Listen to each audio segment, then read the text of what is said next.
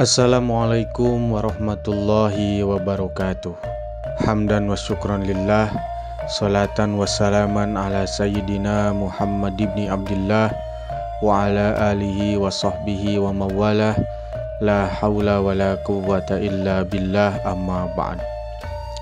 Sahabat Jaro semua, bagaimana kabarnya? Kami doakan semoga ada dalam keadaan sehat walafiat dan senantiasa ada dalam ridho Allah Subhanahu wa Ta'ala. Amin ya Allah ya Rabbal Alamin. Ini merupakan video ke-9 dari rangkaian video ziarah Wali Songo.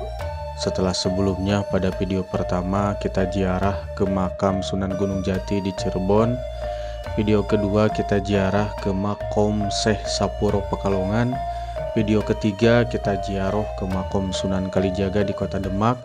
Video keempat kita ziarah ke makom Raden Fatah di sekitaran area Masjid Agung Demak. Video kelima kita ziarah ke makom Sunan Kudus di Kota Kudus. Video keenam kita ziarah ke makom Sunan Muria di Gunung Muria. Video ketujuh kita ziarah ke makom Sunan Bonang di Tuban. Dan video kedelapan kita ziarah ke makom Sunan Derajat di Lamongan, Jawa Timur.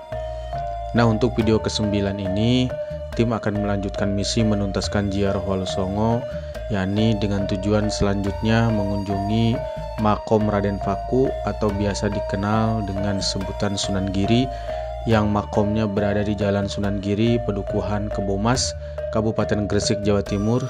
Dan waktu yang harus kami tempuh dari makom Sunan Derajat ke makom Sunan Giri yakni sekitar 2,5 jam perjalanan mengendarai kendaraan roda 4.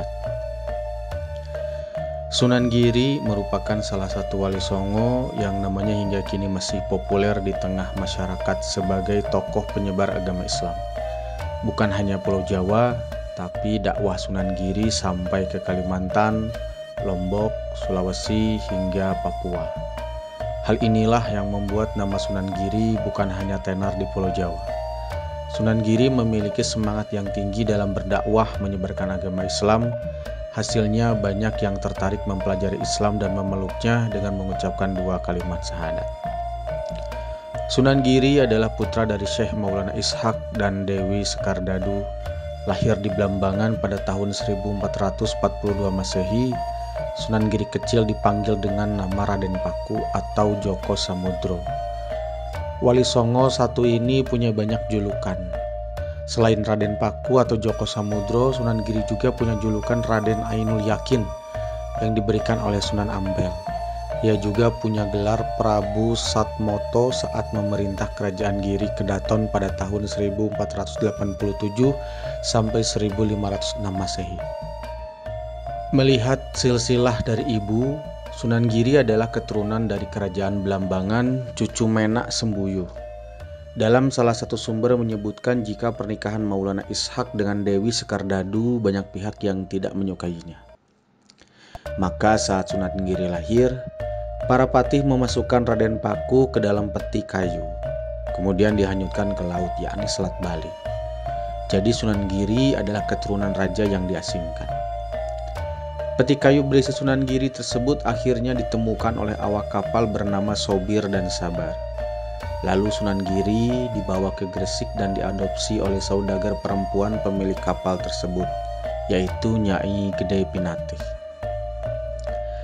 Karena belum tahu Sunan Giri sudah punya nama, yakni Raden Paku, maka Nyai Gede Pinatih memberi nama Joko Samudro. Nama tersebut diambil karena Sunan Giri ditemukan di lautan lepas atau samudra. Setelah dewasa, Sunan Giri belajar agama Islam di Ampel Denta, yakni ke Sunan Ampel bersama Maulana Makdum Ibrahim, Sunan Bonang, yang merupakan putra dari Sunan Ampel. Semangat mempelajari Islam Sunan Giri tak pernah padam.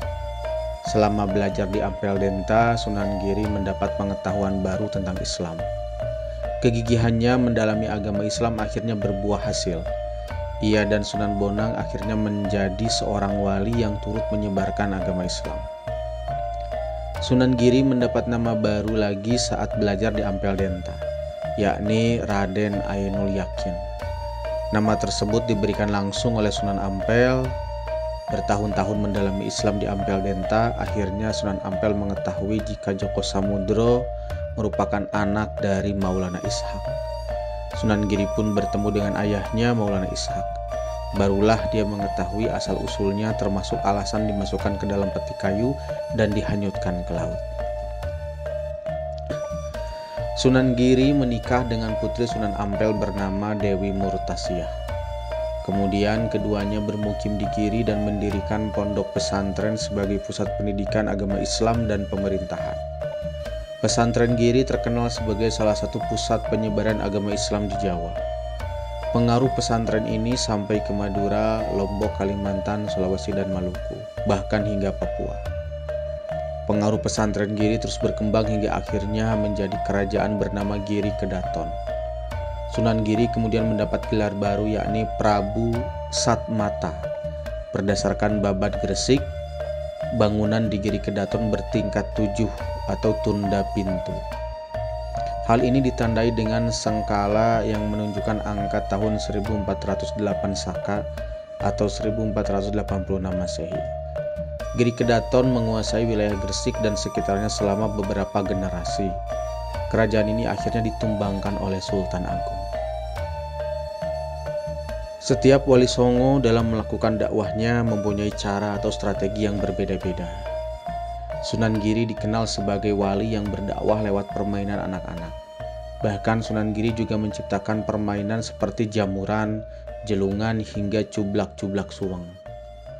Permainan tradisional tersebut hingga saat ini masih dimainkan. Permainan yang dibuat Sunan Giri ada nyanyiannya. Nyanyian dalam permainan tersebut mengandung nilai-nilai dakwah. Misalnya ada salah satu nyanyian yang mengandung makna jangan menuruti hawa nafsu. Tidak hanya melalui permainan anak-anak, Sunan Giri juga memanfaatkan seni sebagai strategi dalam berdakwahnya. Misalnya dengan wayang hingga tembang-tembang Jawa. Selain itu, jalur politik juga dijadikan Sunan Giri sebagai sarana untuk berdakwah dalam rangka menyebarkan agama Islam. Sunan Giri wafat pada tahun 1506 Masehi dan dimakamkan di atas bukit berarsitektur khas Jawa yang terletak di Dusun Giri Gajah, Desa Giri, Kecamatan Kebomas. Lokasi makam Sunan Giri berjarak 4 km dari pusat kota Gresik. Makam Sunan Giri hingga kini sering dikunjungi oleh peziarah dari berbagai daerah. Bahkan makam Sunan Giri sudah menjadi salah satu wisata religi di kota Gresik, Jawa Timur. Karomah Sunan Giri menikah 2 kali dalam 1 hari. Dikisahkan suatu hari Ki Ageng Mahmudin berniat menikahkan putrinya, yakni Siti Wardah. Namun Ki Ageng masih kesulitan mencari siapa lelaki yang cocok ia nikahkan dengan putrinya tersebut. Hingga akhirnya Ki Ageng Mahmudin mengadakan sayembara.